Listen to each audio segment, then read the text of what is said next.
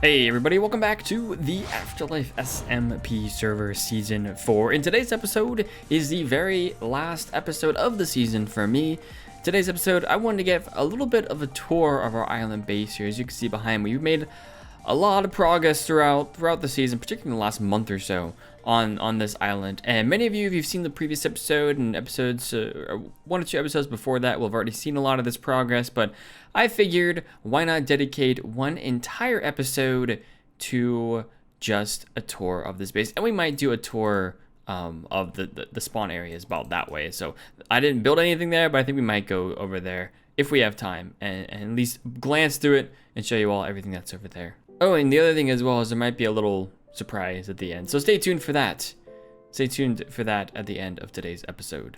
Anyways, let's get started. Let's focus on, first off, why this island? Why did I build here for my base this season? So I've attempted on a different server previously, many years ago. Well, I say many, probably 3 or 4 years ago.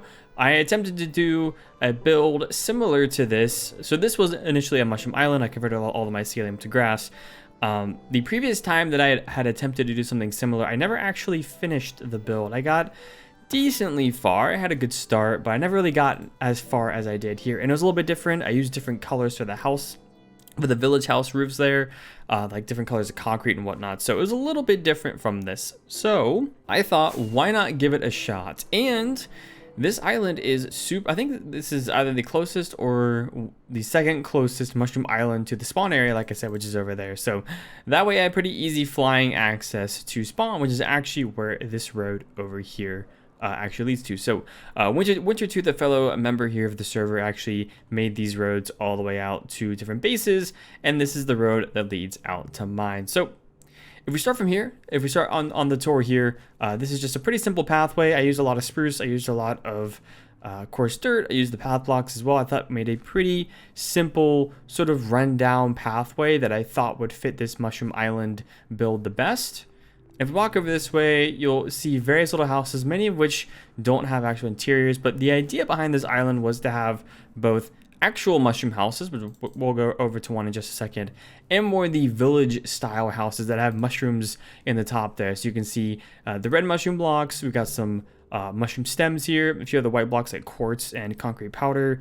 I wanted to make this primarily out of oak wood with some spruce as well. I think that combo is pretty good. We used stripped oak instead of regular oak logs just to mix things up a little bit. When I was trying to design these houses, I wanted to make a little bit different from what I've had tried to do before, and the stripped variant of oak logs are very nice. So I figured we would go ahead and try it out. So you'll see a few different house designs. I forget which one was the original house design. I think it was something kind of like this, but I've tried a few different house designs. This one's a little bit bigger. This one is pretty much just a vertical, or it's only basically one direction in terms of the layout of the house itself. Of course, we have the general L-shaped ones. I have one here with a little bit of a tower. None of these really have interiors. I never actually got to that before the end of the season. Another one over there, which is a little bit different. We added, of course, some leaves to help with the area as well.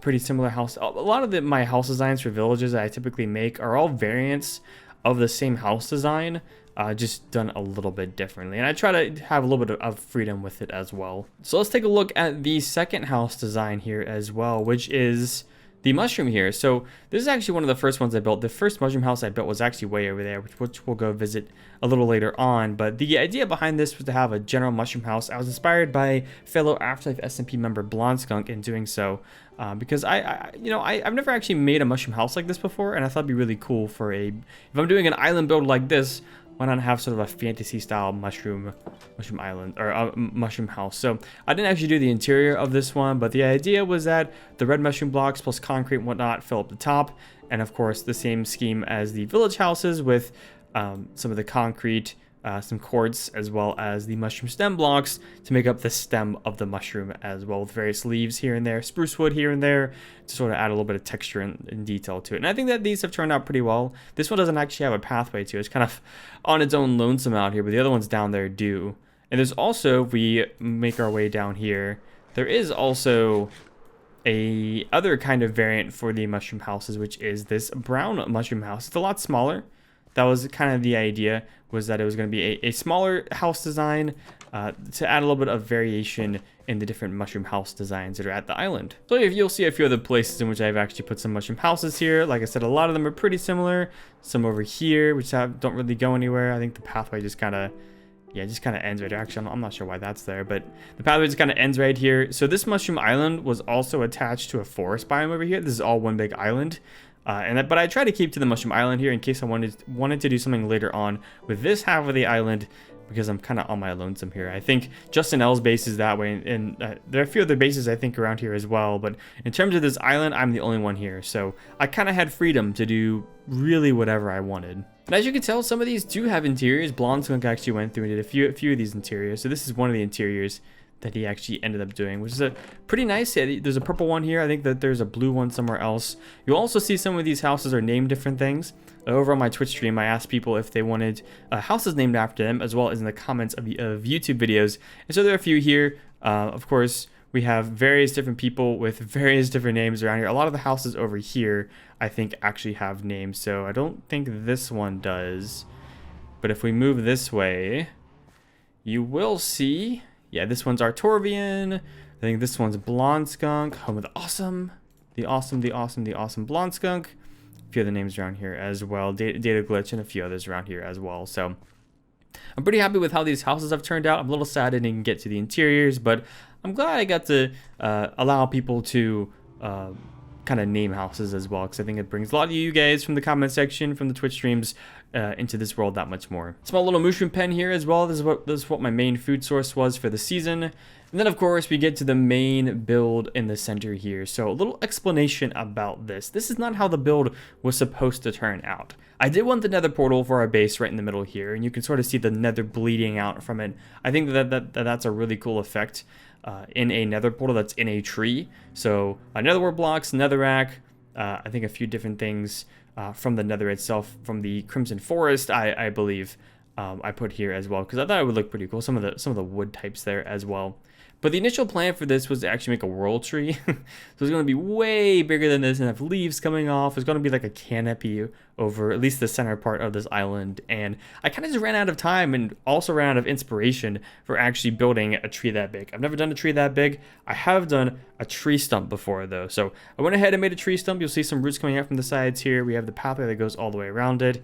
And instead of just having a regular tree stump, I decided to put an axe basically in the center here, almost like the axe was actually being chopped into the wood, and like the axe was actually what was used to chop down the tree many hundreds of years ago, or whatever sort of lore perspective you might want to put on that. That's up to interpretation, whatever you all think fits there. I didn't have a ton of lore for this I'd say this world, for this island, but I thought that the axe would turn out pretty well. It's based off of a netherite axe.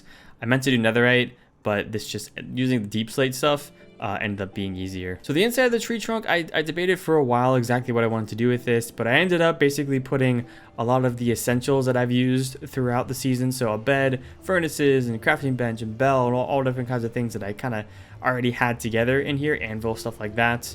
And then kind of decorated the inside here, added some leaves, added in some lanterns, just sort of give it a nice homey feel inside of here. So outside of that, the other main build that helped in terms of a base area here was a storage build here.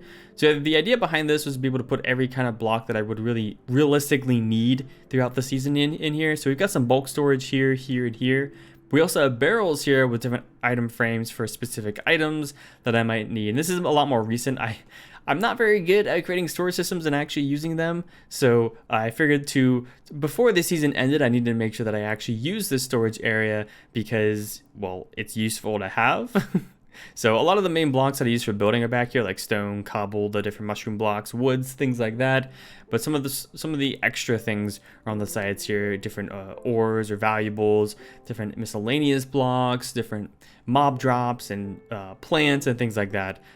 All throughout here in the storage system, and it's helped out a lot. The nether's over here as well. It definitely helps out a lot to have things a lot more organized, even if it isn't some sort of auto sorting system. In terms of design as well, I wanted to go with a bit of a cave. I thought about originally putting the storage system inside of the tree trunk over there, but I decided to go with a little cave here instead, with a little bit, I guess, of some water around here and sort of like a little pathway going out to all the storage areas with lily pads, be able to actually get up close to the chests or barrels and whatnot, and be able to reach the very top ones and things like that. So I like the waterfall effect here as well. I had to sort of format the outside here, or I guess edit, if you will, the look of the outside here, terraform it so that the waterfalls here actually ended up lining up correctly. So that was a little bit of work, but I'm pretty happy with how it turned out. All right, well, after sleeping the night away, a few other things over here. We didn't really do anything with this section. I didn't really get time to work on that. We did do a small enchantment area over there. That was my initial starter enchantment area. It's got a level 30 enchant over there, and I built a little staircase on that side that goes all the way up. This is our sugarcane source here as well. I haven't moved it. I haven't needed to, so I never actually did that. But one of the first major parts of this island is actually over here, and this is the farming area. So with most of the bases I do in various seasons of AfterLife, as well as different worlds that I work in, I like to put some sort of crop field in it. And so I decided to go with a huge wheat field here, and we built a small barn over here as well that actually houses a few mushrooms. And I think it kind of ties in the area pretty well. So we've got a brown mushroom cow. We got a little bit of storage up in here that I haven't actually used, but we could have always used if I really wanted to. Some hidden storage up there, which I think is pretty cool. But I'm quite happy with the design for this. It's small, you know. We don't get a lot of use for it, but in terms of like a small barn design, I think it's a pretty good one. So let me know what you all think is your favorite build, whether it's this or something else over there in the comment section below. But yeah, I think that's really it for the island here. I know it doesn't sound like a ton. It looks like a ton in terms of like depth of build and then all the little details. We haven't added a ton there. There is one small thing.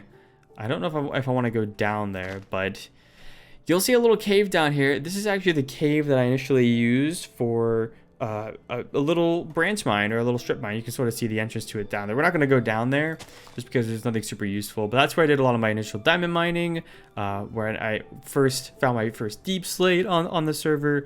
This is when the server started in 1.17, so there wasn't any extra caves below that yet, but it was a pretty cool atmosphere to be able to actually find things like deep slate diamonds, which are always interesting. Deep slate ores in general are pretty cool. So it was nice to be able to do that early on. I didn't end up using it all that much. I didn't actually need that many diamonds throughout the season, but it was nice to be able to go mining whenever I wanted to. So I did also do a tour of the spawn area as well, but honestly, my tour was pretty bad and you don't want to listen to it. However, we were recently visited by the one, the only LD Shadow Lady who visited the AfterLife Season 4 server, and out of that came a few tours. So I think Broken Pixel SK as well as Jaguaro both posted those tours. So if you want to see a good spawn tour or a good tour of the whole server in general, I highly recommend checking out their videos, which I'll put in the card in the top right hand corner as well. They'll do a much better job. Hopefully at least the tours will be a much better job than whatever I could do. But anyways, folks, I think that's gonna do it for the tour.